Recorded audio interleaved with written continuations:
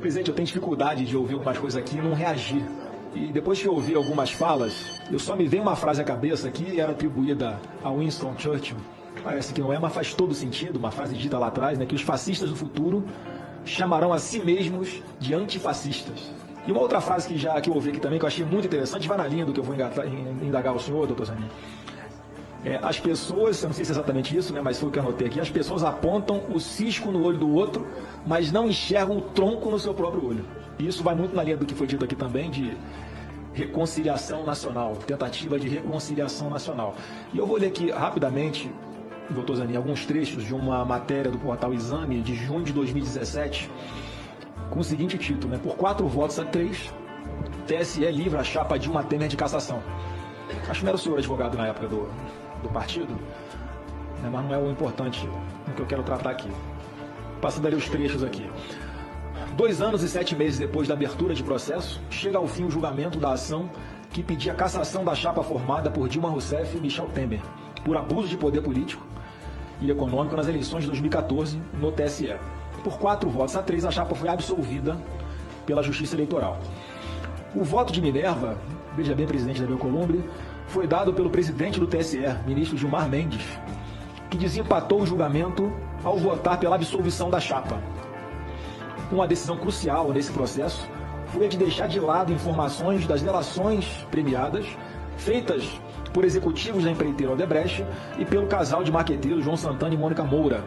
Sem esse material como provas, a denúncia ficou muito enfraquecida.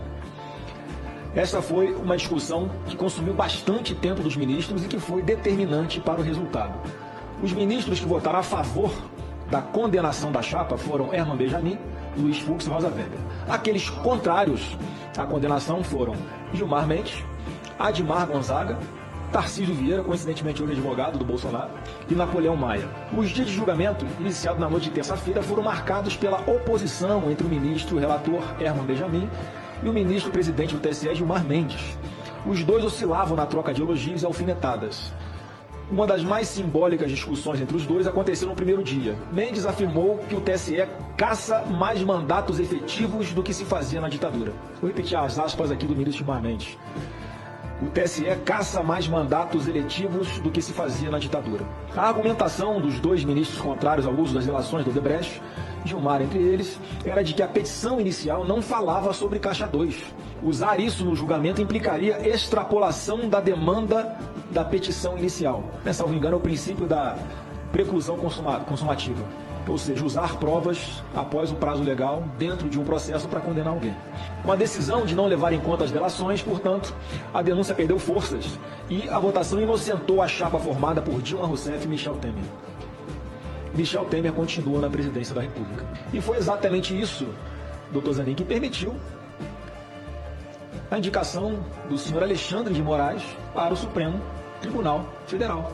Veja bem, o entendimento de que não é possível, após o prazo legal, se acrescentar mais elementos a um processo eleitoral, e a partir desse entendimento foram retiradas aquelas provas, né, que não cabiam legalmente naquele processo e serviram de base para garantir a manutenção de Michel Temer na presidência sem caçar a chapa Dilma Temer.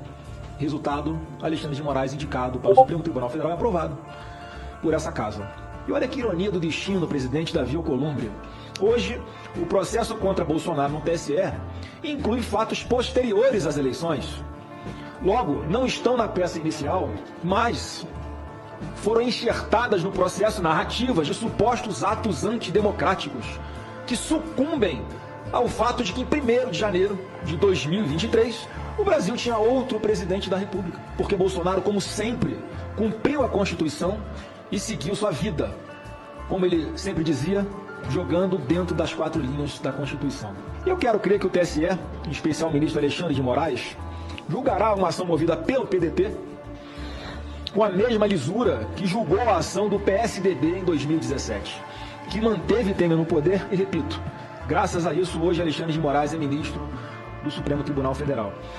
E eu quero passar aqui as minhas 2 perguntas, doutor Zanin, e óbvio que eu conheço a posição do senhor durante a sua advocacia, garantista que é, acho que isso é algo louvável na sua indicação, mas a sua posição como juiz, como caso aprovado por essa casa, Porque às vezes eu percebo, presidente, que a dosimetria da pena ela é feita com base no amor, ou na falta dele com base no ódio, ao invés de ser feita com base na lei.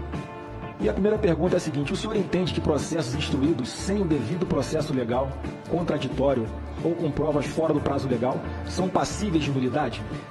E a segunda pergunta, que eu acho que também é muito atual, porque, mais uma vez, a capa do processo fala mais alto do que tem dentro dele. O que é que o senhor pensa sobre a famigerada prática de Fishing Expedition? E aqui não é nenhuma provocação, senador Everton, um termo em inglês. É uma pescaria, como chamado no mundo jurídico, onde se joga uma rede, puxa e vê o que vem agarrada nela, senador Jacques. Mesmo sem fundamento legal nenhum. Sabe como é que é? Quando falam que vão buscar o cartão de vacinação na casa de alguém para pegar o telefone celular? É mais ou menos isso. Então, essas duas perguntas, em tese, eu faço ao senhor e, obviamente, também na minha percepção aqui, doutor Zanin, pelo que eu converso com os colegas senadores, o seu nome será aprovado aqui nessa comissão, será aprovado no plenário do Senado Federal, acredito até com uma votação bastante expressiva, né? E em função dessa minha percepção, eu quero pedir a Deus que o senhor leve, com o seu histórico de vida na advocacia, o bom senso, a seriedade, a segurança jurídica e, principalmente, exemplo de respeito à Constituição Federal nas suas próximas décadas de atuação no STF. Muito obrigado.